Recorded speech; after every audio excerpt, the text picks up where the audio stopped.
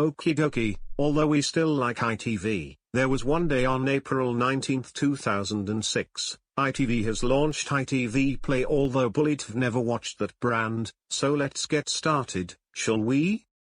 ITV Play was a short-lived brand from ITV plc that operated as a strand on ITV1 and ITV2 from March 2006 to December 2007, and as a dedicated network from April 2006 March 2007.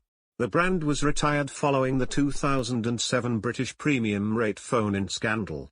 It was launched as a standalone channel on Freeview, taking on the slot which was previously occupied by the Men and Motors channel on the 19th of April 2006 and started broadcasting on the Sky platform on the 24th of July 2006.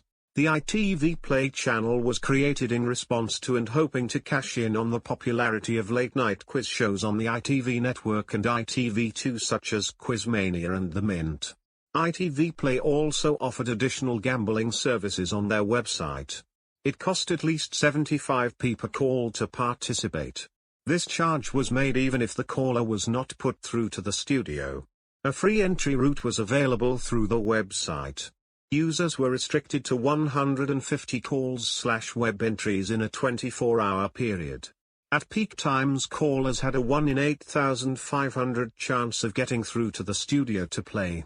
Before we get into 6 bad qualities, there are some 17 shows on the channel or on Strand.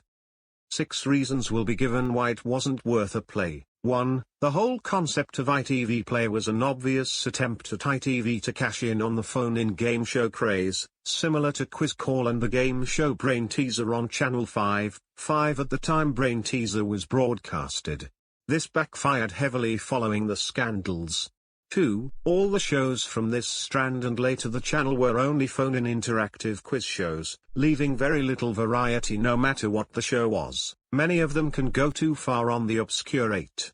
During the phone-in scandals, there were complaints made that one of the strand's programs claimed that wall plugs, and a balaclava were items a woman would have in her handbag. Really? Well, this example led to Ofcom fining ITV for making their quizzes too obscure. 3. The 75p per call rate was made very clear and strict, as viewers were charged for every call they made wherever they were connected to the studio or not, and even if the phone lines were unable to connect, which is nothing more than a borderline scam. 4. The strand was heavily criticized by the CMS committee, who stated that the nature of the shows was pressure to make more people pay to call in, making it feel like gambling. 5. There were many restrictions put on the number of attempts to call. Only 150 calls could be placed on the channel per day, mean that in a 24-hour period BT landline callers could still spend a maximum of £112.50. In February 2007, this was reduced to 100 calls per day, so the maximum was £75 a day on BT landlines. And lastly, 6. It was very common that phone calls would not properly connect to ITV Play, as there was a 1 in 8,500 chance the call could be reached by the studio. The only redeeming quality is, some of the shows were entertaining, in the so bad, it's good way. The channel itself is so obscured many of its shows are lost. Well, that'll do for this video, and when New Year's Eve is on Tuesday, there'll be some more stuff to come.